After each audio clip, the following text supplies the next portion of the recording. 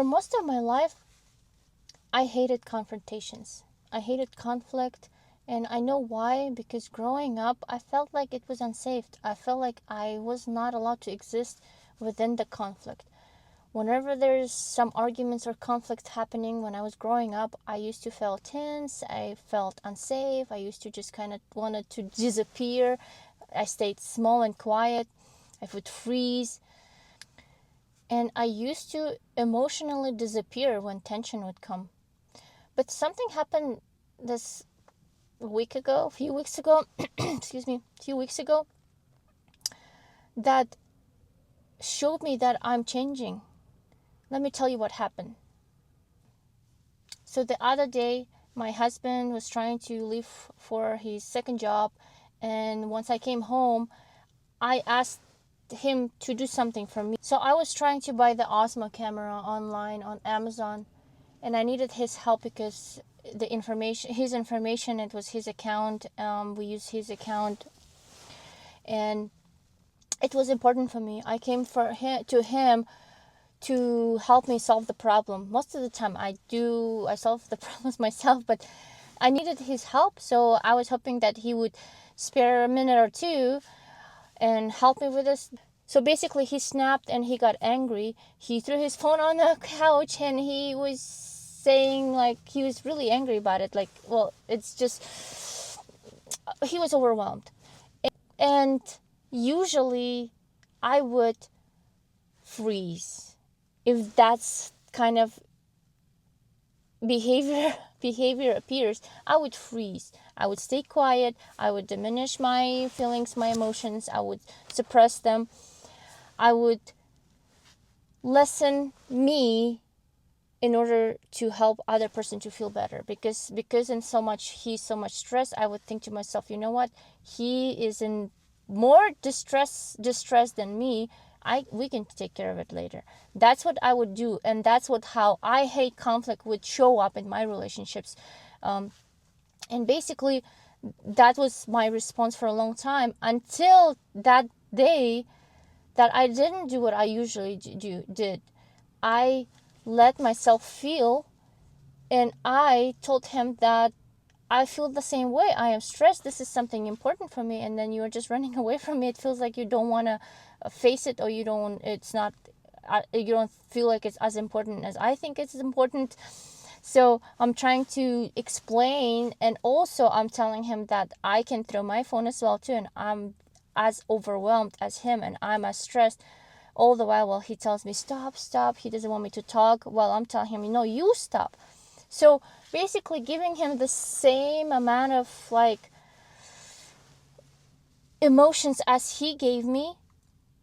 And it stopped him.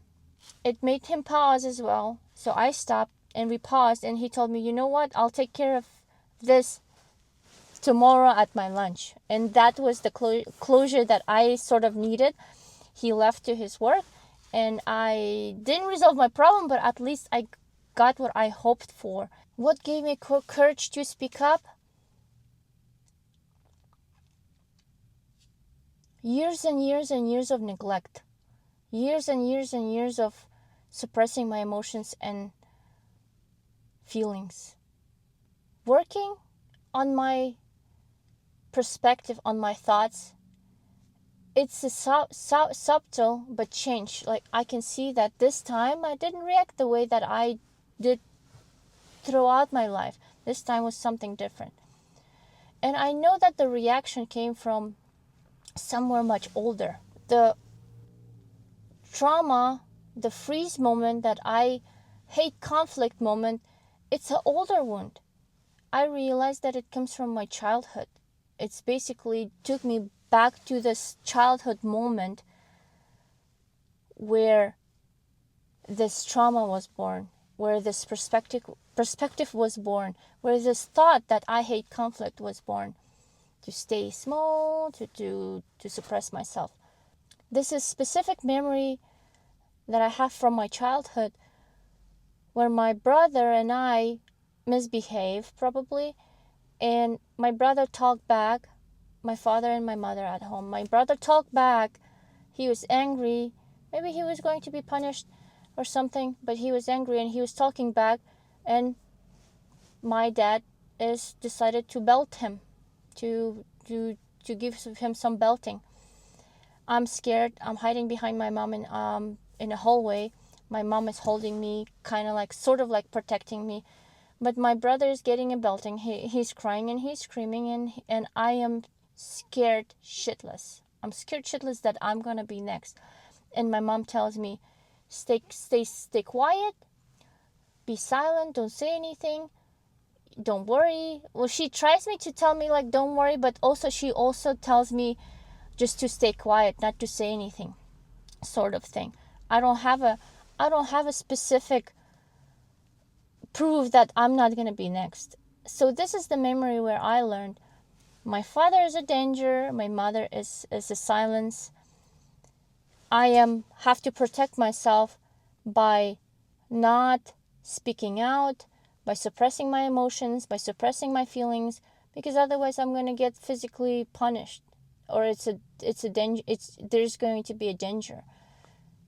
I learned that I have to sort of be small, disappear in a conflict whenever the conflict arises. And I'm pretty sure this is not the only memory, but this is something that's kind of stick out, something that is visually hard to ignore. So that shaped my adult relationships as well, because that's the learned pattern. This memory is basically is repeated itself in many of my relationships. Whenever there's out of proportion, people get angry, that there's a conflict going on, that I learn to suppress myself. I learn to just think to myself that, yeah, I'd rather keep the peace, don't rock the boat, keep it quiet. I thought that this is my personality, that I am this person who doesn't like conflict. I'm for peace, and I am, but not in that manner, not in an abandoning myself manner. Yes, I do like peace. I do like when there's no arguments or no conflict, for example. But sometimes conflict helps us to resolve certain things, to resolve the situations. It's not necessarily bad. Those conflicts happens because life happens. I realize my reaction before and my reactions now. I realize that there's something changing. So basically, I looked back and I connected the dots of my childhood trauma and my responses in my relationships now. I realized something very important. Avoiding conflict, for me, it wasn't just to keep the peace. It was a trauma response. But at the same time, it wasn't because I was weak. I have to yet transform my thoughts around it, because for a long time I internalized, I reacted in conflict with freeze, be quiet and stay quiet, be silent, with this trauma response, because I thought this would be peaceful, this would be avoiding conflict, and when feelings would arise of unfairness, of me wanting to argue back or say my opinion, I would call myself weak and too sensitive. And then I would get a proof. Then I would get a proof of me being too sensitive from my partners. Even until this day, sometimes my husband tells me that I am too sensitive, that I'm making the situation bigger than it is. And I am grateful for him saying this, because if it wouldn't sit somewhere deep within me, those kind of words wouldn't trigger me as much. That he's right. I am thinking of myself as too sensitive when I am actually not. And that's what the dissonance. It's not because I'm weak. It's because my body remembers the fear from the childhood. When somebody gets upset, naturally, I just want to disappear. When somebody shows me big emotions, I just want to close off, disappear, stay quiet, and just run away. First disappears my voice, then my face, then my body.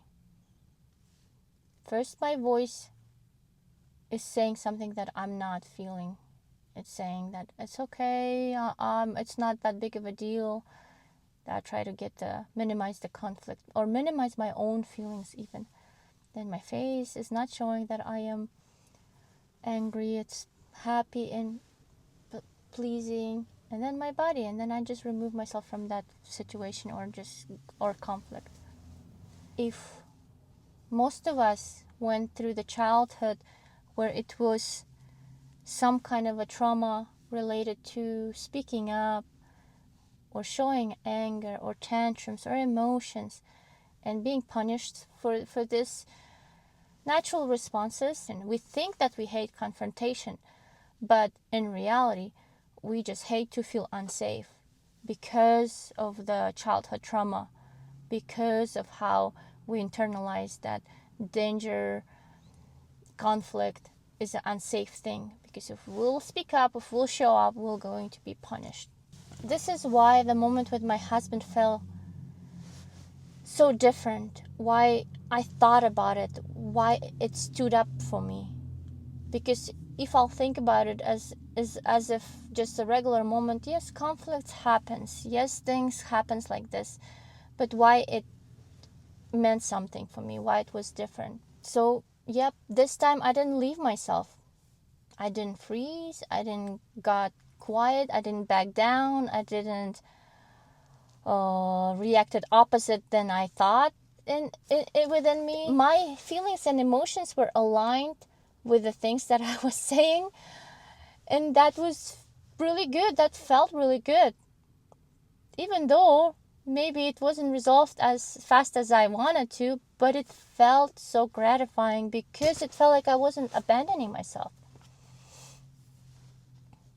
I didn't apologize instantly as I always do or always did before. I didn't say sorry. I wasn't sorry for how other people feeling. I wasn't trying to fix him or calm him down. I stayed with my own feelings. I felt my own feelings, and I even said them out loud. That felt really good. That felt really good.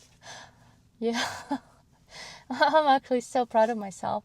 I know it's very not in my character, but I think this is my character. Actually, this is my character. And I know I'm not going to be always arguing about something. When you don't have to prove anything, then you don't need to always over-explain or do those kind of things.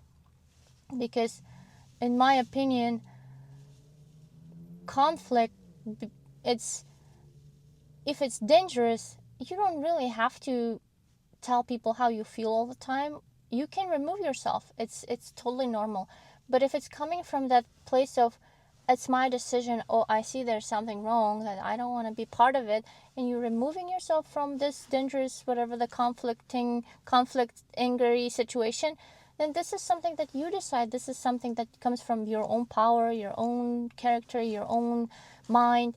But if it is a response as a fight or flight response, like freeze response, excuse me, that you closing off and just running away, but you do want to speak up, for example, and if it's not a dangerous situation, then by all means it comes from trauma. By all means, then speaking up is something different. I didn't abandon myself this time. I let myself exist in the moment instead of disappearing, instead of abandoning myself.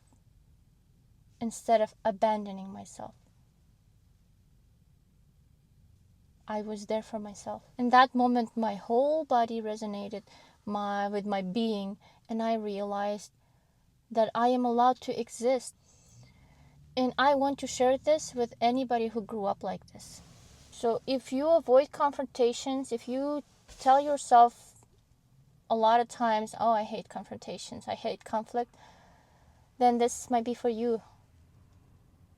You're not wrong, you're not dramatic, you're not too sensitive.